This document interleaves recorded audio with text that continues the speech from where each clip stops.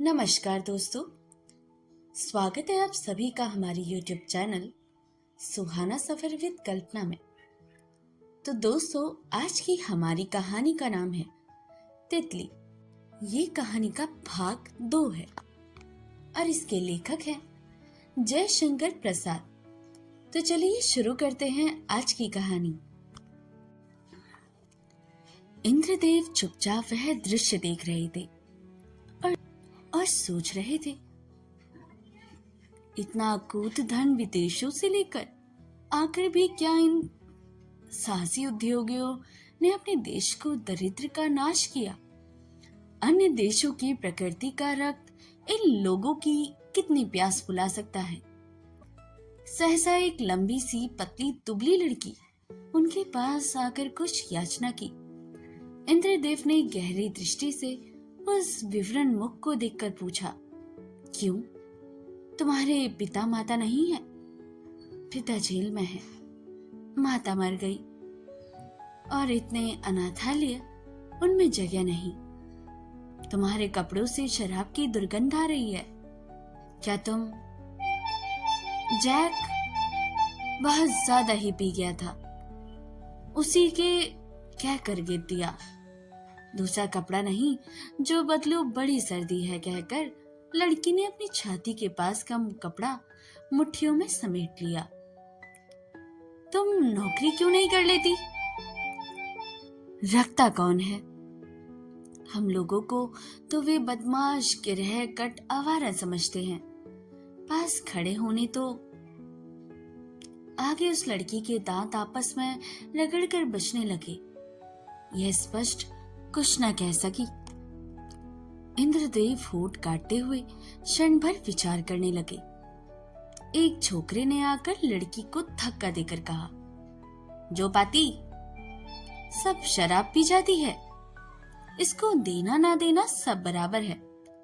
लड़की ने क्रोध से कहा, जैक, अपनी अपनी करनी मुझ पर क्यों लादता है? तू ही मांग ले, मैं जाती हूँ। वह घूमकर जाने के लिए तैयार थी कि इंद्रदेव ने कहा, अच्छा सुनो, तुम पास के भोजनालय तक चलो। तुमको खाने के लिए और मिल सका तो कोई भी दिलवा दूंगा। छोकरा ओहो हो करके हंस पड़ा, बोला, जान न शाला, आज की रात तो गर्मी से बिता ले, फिर कल देखा जाएगा। उसका अश्लील व्यंग इंद्रदेव को व्यथित कर रहा था, किंतु शैला ने कहा, चलिए। दोनों चल पड़े। इंद्रदेव आगे थे और पीछे शैला। लंदन का विद्युत प्रकाश निस्तब्ध होकर उन दोनों को निर्विकार पद विक्षेप देख रहा था। सहसा घूमकर इंद्रदेव ने पूछा, तुम्हारा नाम शैला है ना? हाँ, कहकर वे फिर चुपचाप सिर नीचा किए अनुसरण करने लगी। इंद्रदेव ने फिर ठहर कर पूछा, कहाँ चलोगी? भोजनालय में या हम लोगों के मेज में? जहाँ कहिए, कहकर वह चुपचाप चल रही थी। उसकी अविचलित धीरता से मन ही मन कुटते हुए इंद्रदेव मेज की ओर ही चले। उस मेज में 3 भारतीय छात्र थे। मकान वाली एक बुढ़िया थी, उसके किए सब काम होता न था। इंद्रदेव ही उन छात्रों के प्रमुख थे। उनकी समस्त से सब लोगों ने शैला को परिचारिका रूप में स्वीकार कर लिया और जब शैला से पूछा गया तो उसने अपनी स्वाभाविक उदार दृष्टि इंद्रदेव के मुंह पर जमा कर कहा, यदि आप कहते हैं तो मुझे स्वीकार करने में कोई आपत्ति नहीं है। भिखमंगी होने से यह तो बुरा ना होगा। इंद्रदेव अपने मित्रों से मुस्कुराने पर भी मन ही मन सिहर उठे। बालिका के विश्वास पर उन्हें भय मालूम होने लगा। तब भी उन्होंने समस्त साहस बटोर कर कहा, शैला, कोई भय नहीं, तुम यहाँ स्वयं सुखी रहोगी और हम लोगों की सहायता भी करोगी। मकान वाली बुढ़िया ने जब यह सुना तो एक बार चिल्लाई, उसे शैला के पास जाकर उसकी ठोड़ी पकड़कर आंखें गड़ाकर उसके मुंह को और फिर सारे अंग को इस तीखी चिंतवन से देखा जैसे कोई सौदागर किसी जानवर को खरीदने से पहले उसे देखता हो। किंतु शैला के मुख पर तो उदासीन धैर्य आसन जमाए हुए था, जिसको कितनी ही कुटिल दृष्टि क्यों ना हो विचलित नहीं कर सकती। बुढ़िया ने कहा, रह जा बेटी, ये लोग भी अच्छे आदमी हैं। शैला उसी दिन से मेस में रहने लगी। भारतीयों के साथ बैठकर वह प्राय भारत के देहातों, पहाड़ी तथा प्राकृतिक दृश्यों के संबंध में इंद्रदेव से कौतूहलपूर्ण प्रश्न किया करती। बैरिस्ट्री का डिप्लोमा मिलने के साथ ही इंद्रदेव को पिता के मरने का शोक समाचार मिला। उस समय शैला की सांत्वना और स्नेहपूर्ण व्यवहार ने इंद्रदेव को मन ही मन बहुत कुछ बहलाया। मकान वाली बुढ़िया उसे बहुत प्यार करती। इंद्रदेव ने सद्व्यवहार और चारित्र्य पर भी वह बहुत प्रसन्न थी। इंद्रदेव ने जब शैला को भारत चलने के लिए उत्साहित किया तो बुढ़िया ने समर्थन किया। इंद्रदेव के साथ शैला भी भारत चली आई। इंद्रदेव ने शहर के महल में रहकर धामपुर के बंगले में ही अभी रहने का प्रबंध किया। अभी धामपुर आए इंद्रदेव और शैला को 2 सप्ताह से अधिक ना हुए थे। इंग्लैंड से ही इंद्रदेव ने शैला को हिंदी से खूब परिचित करवाया। यह अच्छी हिंदी बोलने लगी थी। देहाती किसानों के घर जाकर उसके साथ घरेलू बातें करना चस्का लग गया था। पुरानी खाट पर बैठकर वह मजे से उनसे बातें करती। साड़ी पहनने का उनसे अभ्यास कर लिया था और उससे फपती भी अच्छी। शैला और इंद्रदेव दोनों ने इस मनोविद से प्रसन्न थे। वे गंगा के किनारे किनारे धीरे धीरे बात करते चला जा रहे थे। कश्यप बालिकाएं बर्तन मांज रही थी। मल्लाहों के लड़के उनकी डोगी पर बैठे हुए मछली फंसाने की कटिया तोल रहे थे। 2-1 बड़ी बड़ी नावें माल से लदी हुई गंगा के प्रशांत जल पर धीरे धीरे संतरण कर रही थी। वह प्रभात था। शैला बड़ी कौतूहल से भारतीय वातावरण में नीले आकाश, उछली धूप और सहज ग्रामीण शांति का निरीक्षण कर रही थी। वह बातें भी करती जाती थी। गंगा की लहरें से सुंदर कटे हुए बालू के नीचे करारों में पक्षियों के एक सुंदर छोटे से झुंड को विचरते देखकर उसने उनका नाम पूछा। इंद्रदेव ने कहा, ये सुरखाब है। इनके पैरों का तो तुम लोगों के यहाँ पे भी उपयोग होता है। देखो ये कितने कोमल है। यह कहकर इंद्रदेव ने 2-3 गिरे हुए परों को उठाकर शैला के हाथ में दे दिया। फाइन, नहीं, माफ करो इंद्रदेव। अच्छा, इन्हें कहूं कोमल? सुंदर कहती हुई शैला ने हंस दिया। शैला, इनके लिए मेरे देश में एक कहावत है। यहाँ के कवियों ने अपनी कविता में इनका बड़ा करुण वर्णन किया है। गंभीरता से इंद्रदेव ने कहा, क्या? इन्हें चक्रवाक कहते हैं। इनके जोड़े दिन भर तो साथ साथ घूमते रहते हैं, किंतु संध्या जब होती है तभी ये अलग हो जाते हैं। फिर ये रात भर नहीं मिलने पाते। कोई रोक देता है क्या? प्रकृति। कहा जाता है कि इनके लिए यही विधाता का विधान है। ओह, बड़ी कठोरता है। कहती हुई शैला एक क्षण के लिए अनमन्यक सा हो गई थी। कुछ दूर चुपचाप चलने पर इंद्रदेव ने कहा, शैला, हम लोग नीम के पास आ गए। देखो, यही सीढ़ी है। चलो देखे। चौबे क्या कर रहा है? पालना नहीं, पालकी तो पहुंच गई होगी इंद्रदेव। यह भी कोई सवारी है? तुम्हारे यहाँ रईस लोग इसी पर चढ़ते हैं, आदमियों पर। क्यों? बिना किसी बीमारी के? यह तो अच्छा तमाशा है, कहकर शैला ने हंस दिया। अब तो बीमारी से बदले डॉक्टर ही यहाँ पालकी पर चढ़ते हैं शैला। लो, पहले तुम्हें सीढ़ी पर चढ़ो। दोनों सीढ़ी पर चढ़कर बातें करते हुए बंजरिया में पहुंचे। देखते हैं तो चौबे जी अपने सम्मान से लैस खड़े हैं। शैला ने हंसकर पूछा, चौबे जी, आप तो पालकी पर जाएंगे, मुझे क्या हुआ है? रामदीन को आज भी बिना मारे मैं छोड़ूंगा सरकार। उसने बड़ा तंग किया, मुझे गोद में उठाकर पालकी पर बिठाना था। छावनी पर चलकर उस बदमाश छोकरे की खबर लूंगा। बुरा क्या करता है? मेरे कहने से वह बेचारा तो तुम्हारी सेवा करना चाहता है और तुम चिढ़ते थे।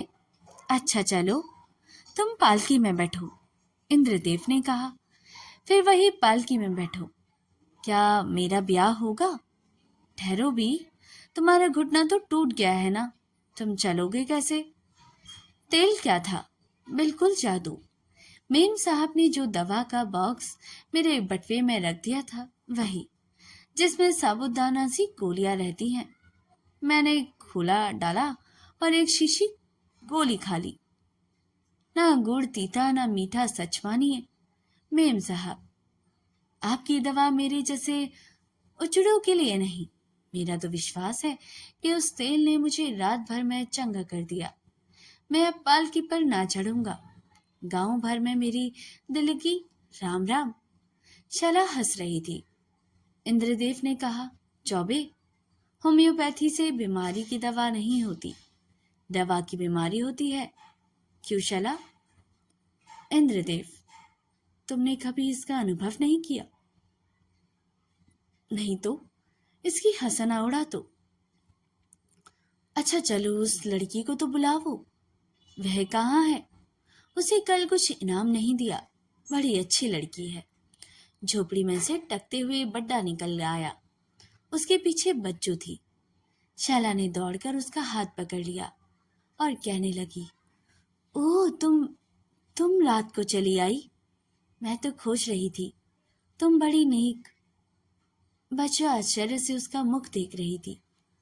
इंद्रदेव ने कहा, बड्डो, तुम बीमार हो ना? हाँ सरकार, मुझे नहीं मालूम था। रात को आप उसका सोच मत करो। तुम कौन कहानी कह रहे थे? रात को बच्चों को क्या सुना रहे थे? मुझको भी सुनाओगी? चलो छावनी पर। सरकार, मैं बीमार हूँ, बुढ़ा हूँ, बीमार हूँ। शैला ने कहा, ठीक इंद्रदेव, अच्छा सोचा, इस बुड्ढे की कहानी बड़ी अच्छी होगी, लेवा चलो इसे। बच्चों, तुम्हारी कहानी हम लोग भी सुनेंगे, चलो। इंद्रदेव ने कहा, अच्छा तो होगा। चौबे जी ने कहा, अच्छा तो होगा सरकार, मैं भी मधवा को साथ लेवा चलूंगा। शायद फिर घुटना टूटे, तेल मलवाना पड़े और इन गायों को भी मैं हाँक के ले चलूं। दूध भी सब हंस पड़े, परंतु बुढ़ा बड़े संकट में पड़ा, कुछ बोला नहीं। एक एक टक शैला का मुख देख रहा था, एक अपरिचित, जिससे परिचय बढ़ाने के लिए मन चंचल हो उठे। माया ममता से भरपूर पूरा मुख। बुढ़ा डरा नहीं, वह समीप होने की मानसिक चेष्टा करने लगा। साहस बटोरकर उसने कहा, सरकार, जहां कहिए वहां चलूंगा। चारों ओर ऊंचे ऊंचे खंभों पर लंबे चौड़े दरनालन, जिनसे सटे हुए सुंदर कमरों में सुखासन, उजली सेज, सुंदर लैंप, बड़े बड़े शीशे, टेलीफोन पर फूलदान अलमारियों में सुनहली जिल्दों से मड़ी हुई पुस्तकें, सभी कुछ उस छावनी में पर्याप्त थी। आसपास दफ्तर के लिए, नौकरों के लिए तथा औरों के कितने ही आवश्यक कामों के लिए छोटे मोटे घर बने हैं। शहर के मकान में न जाकर इंद्रदेव ने विलायत से लौटकर यहीं रहना जो उसके पसंद कई किया है। कारणों का इस कोठरी की सुंदर भूमिका और आस-पास का रमणीय वातावरण भी है। शैला के लिए जो दूसरी जगह कदापित उपयुक्त न थी। छावनी के उत्तर नाले के किनारे ऊंचे चौतरे की हरी हरी दूबों से भरी हुई भूमि पर कुर्सी का सिरा पकड़े तन्मयता से वह नाले का गंगा में मिलना देख ही रही थी। उसका लंबा और ढीला गाउन मधुर पवन से आनंदित हो रहा था। कुशल शिल्पी के हाथों से बनी हुई संगमरमर की सौंदर्य प्रतिमा सी वह बड़ी भली मालूम हो रही थी। दालान में चौबे जी उसके लिए चाय बना रहे थे। सायंकाल का सूर्य अब लाल बिंब मात्र रह गया था। सो भी दूर की ऊंची हरियाली के नीचे जाना ही चाहता है। इंद्रदेव अभी तक नहीं आए थे। चाय लेने आने में चौबे जी और सुस्ती कर रहे थे। उनकी चाय शैला को बहुत अच्छी लगती थी। वह चौबे जी के मसाले की लट्टू थी। रामदीन ने चाय की टेबल लाकर धर दी। शैला की तन्मयता भंग हो गई। उसने मुस्कुराते हुए इंद्रदेव से कुछ मधुर सुभाषण देने के लिए कहा। मुंह फेराया, किंतु इंद्रदेव को ना देखकर वह रामदीन से बोली, क्या अभी इंद्रदेव नहीं आते हैं? नटखट रामदीन हंसी छिपाते हुए एक आंख का कोना दबाकर होठ के कोनों को ऊपर चढ़ा देता है। शैला उसे देखकर खूब हंसती, क्योंकि रामदीन का कोई उत्तर बिना उस कुटिल हंसी के मिलना असंभव था। उसने अभ्यास के अनुसार आधा हंसकर कहा, जी आ रहे हैं सरकार। बड़ी सरकार के यानी कि बड़ी सरकार? हाँ बड़ी सरकार, वह भी आ रही है। कौन है वह? बड़ी सरकार। देखो रामदीन, समझाकर कहो, हंसना पीछे। बड़ी सरकार का अनुवाद करने में उसके सामने बड़ी बाधाएं उपस्थित हुई, किंतु उन सबको हटाकर उसने कह दिया, सरकार की माँ आई है। उनके लिए गंगा किनारे वाली छोटी कोठी साफ कराने का प्रबंध देखने गए थे। वहां से आते ही होंगे। आते ही होंगे? क्या अभी देर है? रामदीन कुछ उत्तर देना चाहता था कि बनारसी साड़ी का आंचल कंधे से पीठ की ओर लटकाए हाथ में छोटा सा बैग लिए एक सुंदरी वहां आकर खड़ी हो गई। शैला ने उसकी ओर गंभीरता से देखा। उसने भी अधिक खोजने वाली आंखों से शैला को देखा। दृष्टि विनिमय से मैं एक दूसरे को पहचानने की चेष्टा होने लगी, किंतु कोई बोलता न था। शैला बड़ी असुविधा में पड़ी। वह अपरिचित से क्या बातचीत करे। उससे पूछा, आप क्या चाहती हैं? आने वाली ने नम्र मुस्कान से कहा, मेरा नाम मिस अनवरी है। क्या किया जाए? जब कोई परिचय कराने वाला नहीं तो ऐसा ही करना पड़ता है। मैं कुंवर साहब की माँ को देखने के लिए आया करती हूँ। आपको मैं शैला समझ लूं? जी कहकर शैला ने कुर्सी कढ़ा दी और शीतल दृष्टि से उसने बैठने का संकेत दिया। उधर चौबे जी चाय ले आई रहे थे। शैला ने भी एक कुर्सी पर बैठते हुए कहा, आपके लिए भी।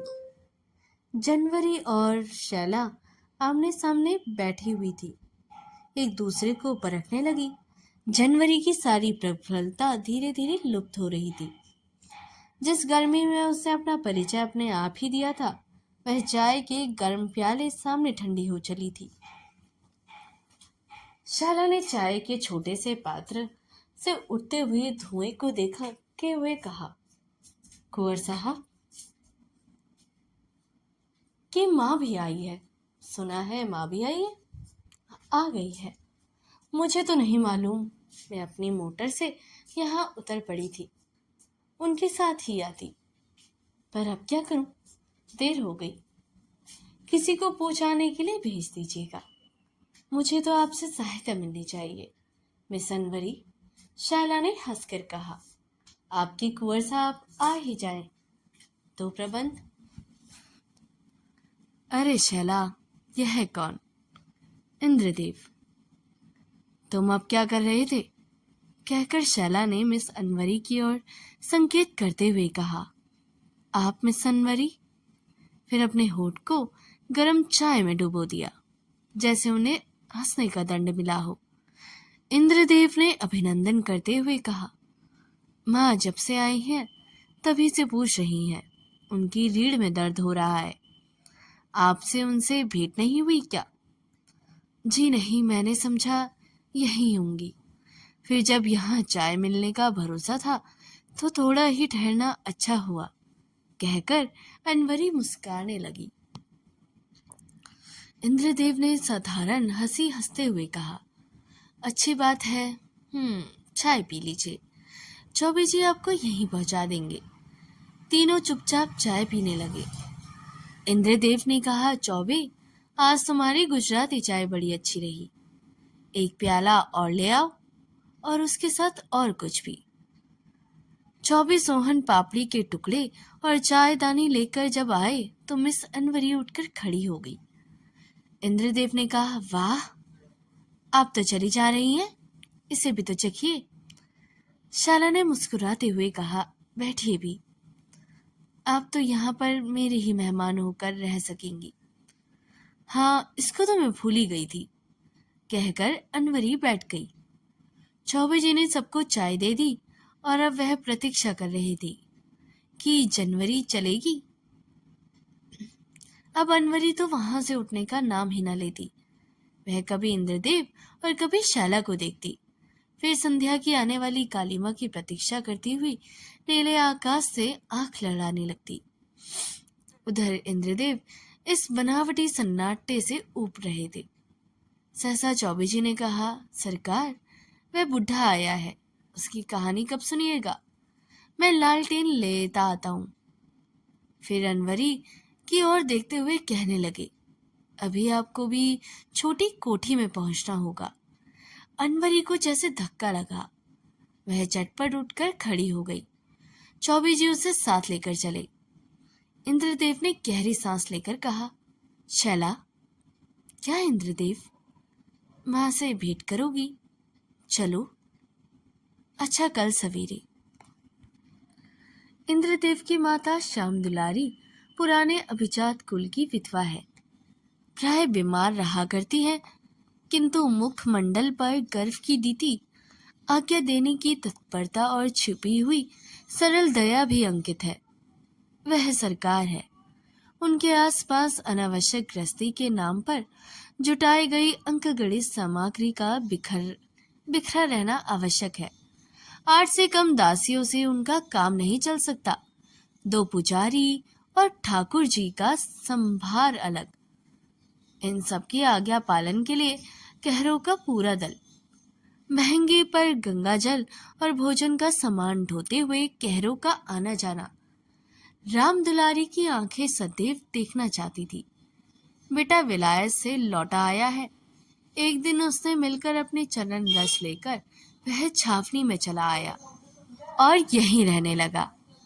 लोग कहते हैं इंद्रदेव के कानों में जब यह समाचार किसी मतलब से पहुंचा दिया गया कि चरण छूकर आपके चले आने पर माताजी ने फिर से स्नान किया, तो फिर वह मकान पर ठहर सके। किंतु श्याम दुलारी की प्रकृति ही ऐसी है, उसने ऐसा किया हो तो कोई आश्चर्य नहीं। तब भी राम दुलारी को तो यही विश्वास दिलाया गया कि साथ में मेम आई है। श्याम दुलारी अपने बेटे को संभालना चाहती थी। बेटी माधुरी से पूछकर यही निश्चित हुआ कि सब लोग छावनी पर ही कुछ दिन चलकर रहें, वहीं इंद्रदेव को सुधार लिया जाएगा। माधुरी घर की प्रबंध करती है। वह दक्ष चिड़चिड़े स्वभाव की सुंदर युवती है। माता श्याम दुलारी भी उसके अनुशासन को मानती है और भीतर ही भीतर दबती भी है। माधुरी का पति उसकी खोज खबर नहीं लेता, उसे लेने की आवश्यकता ही क्या। माधुरी धनी घर की लाडली बेटी है, इसलिए बाबू श्यामलाल को इस अवसर से लाभ उठाने की पूरी सुविधा है। श्याम दुलारी बेटे की और दामाद दोनों को प्रसन्न रखने की चेष्टा में लगी रहती है। बहुत बुलाने पर भी कभी साल भर में बाबू श्यामलाल कलकत्ता से 2-3 दिन के लिए चले जाते हैं। उसका व्यवसाय ना नष्ट हो जाए इसलिए जल्द चले जाते हैं, अर्थात रेस की टीम। बगीचे में जुए, स्टीमटरों और पटरियों और कितने ही ऐसे काम हैं जिसमें चूक जाने से बड़ी हानि होने की संभावना है। माधुरी शासन करने की क्षमता रखती है, भाई इंद्रदेव पढ़ते हैं, इसे माता की रुग्णावस्था में घर गृहस्थी का बोझ दूसरा कौन संभालता। माधुरी की अभिभावकता में माता शाम दुलारी सोती है, सपना देखती है, इसे माधुरी भी साथ आ गई। चौके पर मोटे से गद्दे पर तकिया सहारे बैठी हुए कुछ हिसाब देख रही थी। पेट्रोल पंप की तीव्र प्रकाश में उसकी उठी हुई नाक की छाया दीवार पर बहुत लंबी सी दिखाई पड़ती है। मलिया बट्टी नटखट छोकरी है, वह पान का डब्बा लिए हुए उस छाया को देखकर जोर से हंसना चाहती है, पर माधुरी के डर से अपने होठों को दांत से दबाए चुपचाप खड़ी है। मिस अनवरी की छाया से वह चौंक उठी। उसे चुलबुलेपन से कहा, मेम साहब सलाम। माधुरी ने सिर उठाकर देखा और कहा, आइए, हम आप लोग बड़ी देर से आपकी प्रतीक्षा कर रहे हैं। माँ का दर्द तो बहुत बढ़ गया है। माधुरी के पास बैठते ही अनवरी ने, बीबी तुमको देखने के लिए ललचाया रहता है, माँ को तो देखूंगी ही कहकर उसके हाथों को दबा दिया। माधुरी ने झेप के कहा, आ, तुम तो मेम और साहब दोनों ही ना हो। अच्छा यह तो बताओ, तुम्हारे ठहरने का क्या प्रबंध करूं? आज रात को मोटर से शहर लौट जाने न दूंगी। अभी माँ पूजा कर रही है, 1 घंटे में खाली होगी, फिर घंटों उसको देखने में लग जाएगा।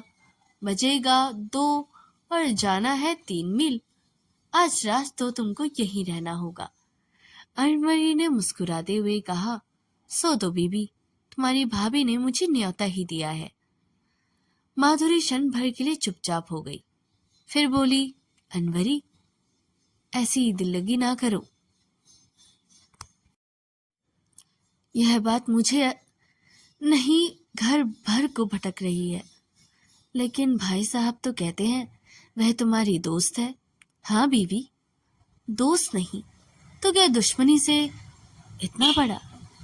माधुरी ने भीतर के कमरे की ओर देखते हुए उसके मुंह पर हाथ रख दिया और धीरे धीरे कहने लगी, प्यारी अनवरी, क्या इस चुड़ैल से छुटकारा पाने का कोई उपाय नहीं?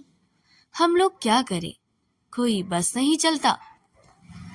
तो दोस्तों, अगर आपको हमारी ये कहानी पसंद आती हो तो इसको लाइक, सब्सक्राइब और शेयर करना बिल्कुल ना भूलिएगा, और अपने दोस्तों के साथ, मित्रों के साथ, अपने सहपाठियों के साथ इसको ज़्यादा से ज़्यादा शेयर करें। इसका पार्ट 3 हम आपके सामने नेक्स्ट कल पेश करेंगे। मिलते हैं इसके अगले भाग में, तब तक के लिए नमस्कार, अपना ख्याल रखिएगा।